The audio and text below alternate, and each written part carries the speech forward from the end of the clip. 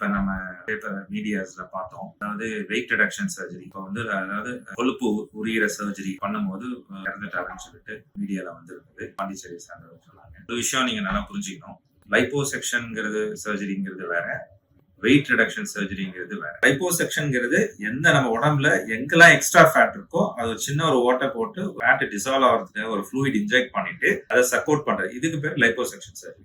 நிறைய பேர் என்ன பண்றாங்க, இந்த வெயிட் ரிடக்ஷன் சர்ஜரியில ப்ராப்ளம் வந்ததுனால பயப்படுறாங்க. இதுவும் நான் பண்ணிக்க மாட்டோம். இது ரெண்டுமே வேற வேற சர்ஜரி. பர்பஸ் வேற வேற. Bariatric surgery, wait reduction surgery, liposuction surgery இது வந்து ஃபேட் உரியறதுக்கு. இந்த டிஃபரன்ஸ் வந்து நம்ம நல்லா புரிஞ்சுக்கணும். இது ரொம்ப ரொம்ப இம்பார்ட்டன்டான விஷயம். இன்னொரு ஆஸ்பெக்ட், இப்ப வந்து இந்த வெயிட் ரிடக்ஷன் சர்ஜரி வந்து சேஃப், அதுவும் சேஃப். இப்ப நிறைய டெக்னிக்ஸ் வந்துச்சு, நல்லா சேஃபா தான் பண்ணிட்டு இருக்கோம். இந்த பர்டிகுலர் இன்சிடென்ட் வந்து கவர்மெண்ட் வந்து ஒரு கமிட்டி கூட ஃபார்ம் பண்ணிருக்காங்க. அதனால இந்த டெத் வந்திருக்கு நான் அனலைஸ் பண்றதுக்காக. ஸோ நம்ம அந்த ரிசல்ட்ஸ்க்காக வெயிட் பண்ணலாம். ஏன்னா பேரியாட்ரிக் சர்ஜரியும் சேஃப் சர்ஜரி தான்.